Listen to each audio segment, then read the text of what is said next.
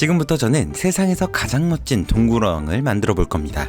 저는 하루에 유튜브만 최소 5시간을 보는 유튜브 중독자인데요. 그 유튜브 중독자가 가지고 있는 버킷리스트가 있으니 바로 동굴 어항 만들기입니다. 국내뿐 아니라 해외까지 어항 레이아웃으로는 어마무시한 조회수를 기록한 컨텐츠입니다만 제가 저런 동굴 어항 만들기에는 실력도 부족하고 저렇게 돌이 많이 들어간 어항의 수초를 관리하기도 어려울 것 같아 오늘은 조력자를 준비했습니다. 바로 아쿠아스케이핑 수족관에서 상당한 능력자인 아쿠아리스모 사장님입니다. 처음 보시는 분들은 오른쪽 위에 영상을 보고 오시면 좀 치시는 분이구나 라는 걸 알 수 있을 겁니다. 동굴하면 역시 돌이죠. 돌을 골라주기 위해 재료가 모여있는 곳으로 왔습니다. 돌도 종류가 많은데요. 오늘은 어떤 재료를 사용해볼까요?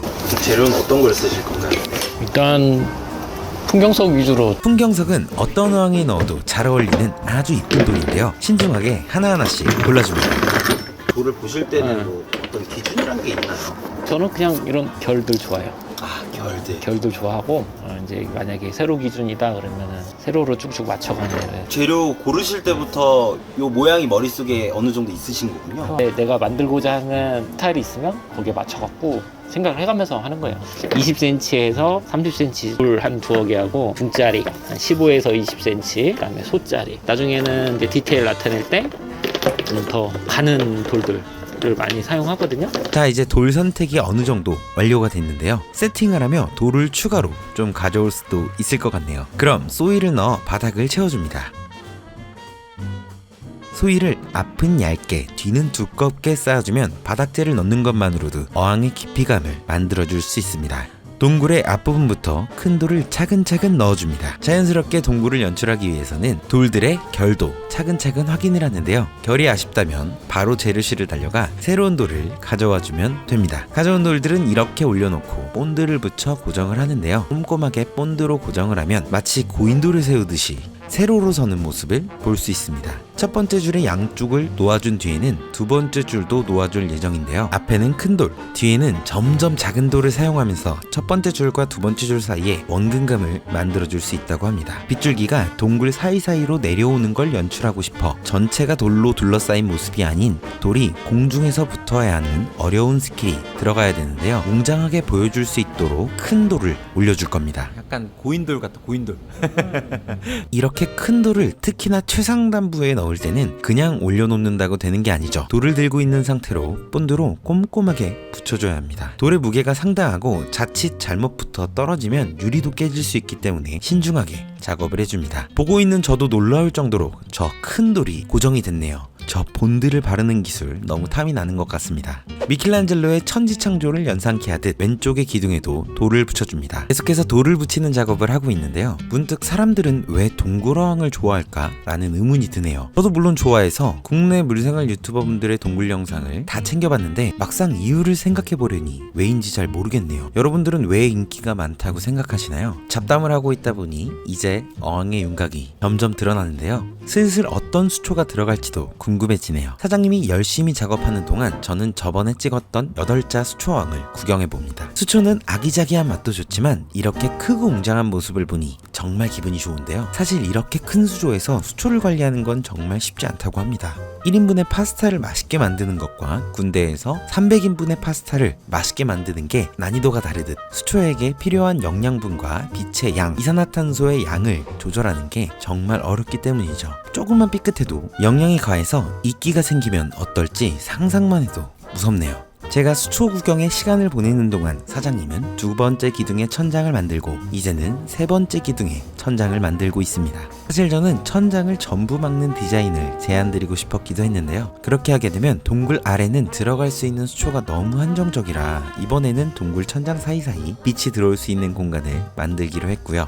그 덕분에 들어갈 수 있는 수초는 더 다양해질 수 있을 겁니다. 세 번째 천장이 만들어졌다면 지금부터는 디테일의 싸움이 시작되는데요. 본드로 고정된 돌들 사이로 작은 돌들을 넣어줍니다. 이때 상당한 기술이 요구됐는데요. 다른 것보다 돌들이 고정되어 있기 때문에 손이 들어갈 공간이 나오지 않아 돌 사이사이 남은 공간에 손을 구겨 넣어 돌을 손으로 고정한 상태로 본드를 발라줘야 하기 때문에 상당한 스킬이 필요합니다.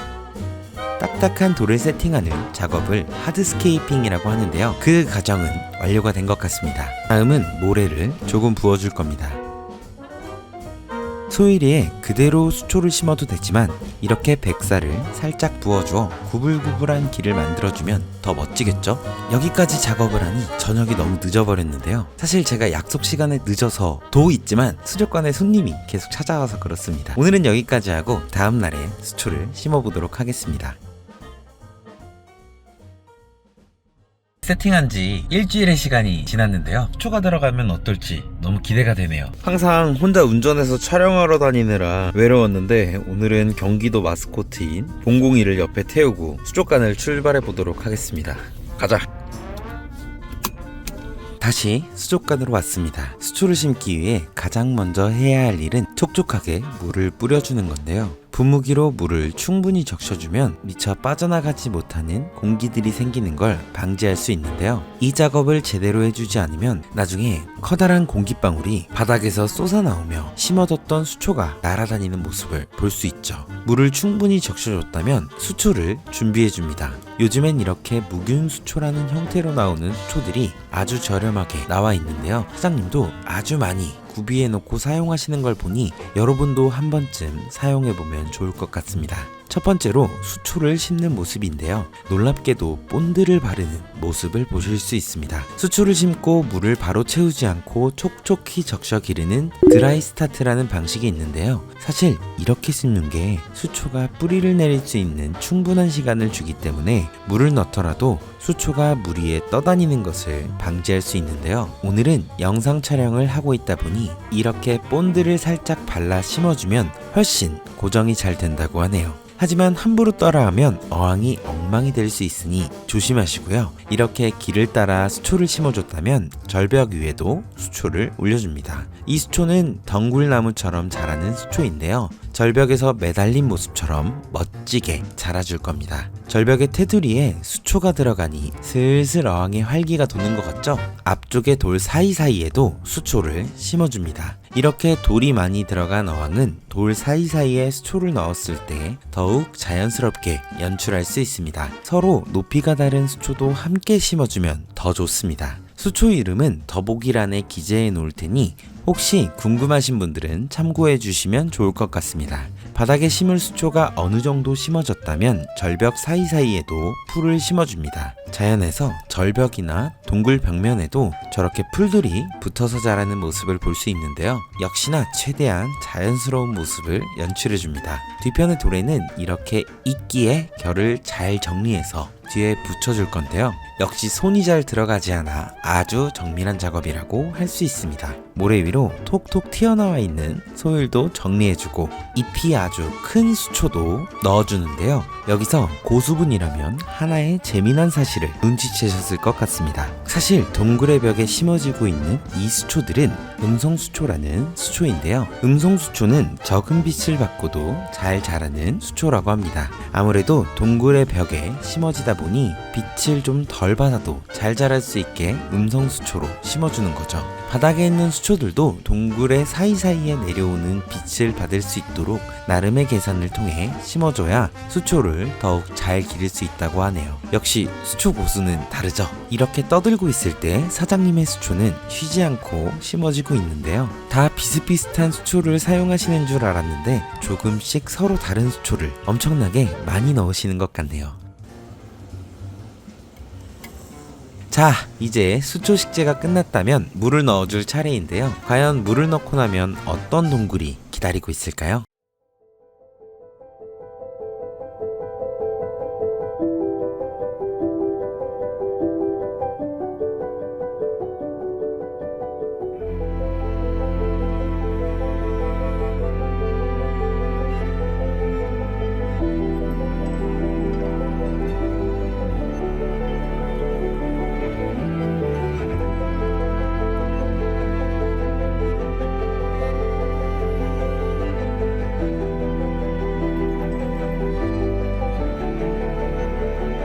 네, 오늘은 돌을 이용해서 어항의 동굴을 만들어 봤는데요. 이렇게 핀 조명을 이용하면 한밤중에 어항에서 마치 일출을 보는 것 같은 기분을 느낄 수 있을 것 같네요. 여러분도 도전해서 내 방 안에 동굴 어항을 통한 인테리어를 해보시면 어떨까요?